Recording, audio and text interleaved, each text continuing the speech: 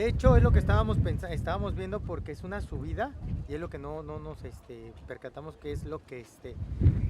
qué fue la situación, pues porque pues es subida y decimos una de dos, o se durmió o perdió el control del autobús y se fue para abajo.